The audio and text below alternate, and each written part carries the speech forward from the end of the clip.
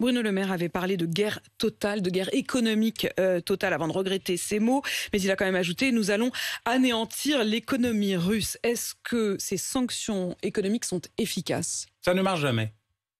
Jamais.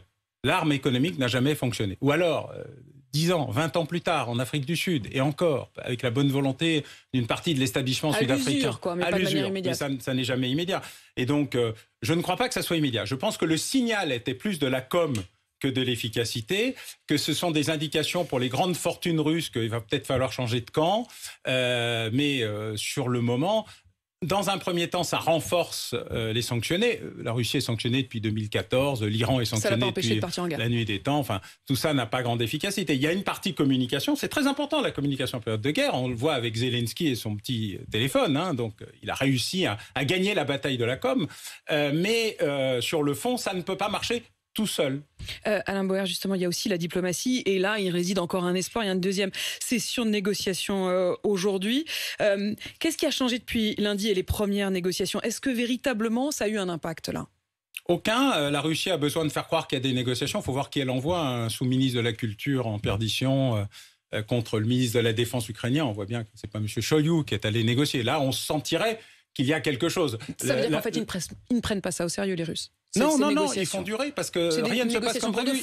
Ils avaient 3 jours de vivres et 3 jours de pétrole. On est à 7 jours de guerre, donc il y a un problème déjà. L'intendance n'a pas suivi, ce qui est un problème que Napoléon connaissait fort bien. Ensuite, on est dans une difficulté majeure de réorganisation de la stratégie russe qui hésite entre l'encerclement et l'écrasement. Ils hésitent entre Grozny et Stalingrad. Stalingrad pouvant être les deux d'ailleurs. Kharkov, par exemple, c'est une ville qui a été prise et détruite et reprise et redétruite 4 fois. Donc ils s'y connaissent. Eux, ils sont en train de se venger des russophones de Kharkov qui sont restés trop ukrainiens à leur goût. Donc il y a plein de messages dans la guerre. Les messages dans les bombardements font de messages. À cette non, la négociation. Qui pourrait négocier ? Le président Biden, s'il décidait de légèrement moduler son point de vue en expliquant qu'il comprend bien la problématique ukrainienne, qu'il comprend bien ce qui se passe en bas, dans la zone de Crimée, etc., et que peut-être ne veut pas s'en mêler, mais que pas touche à Kiev.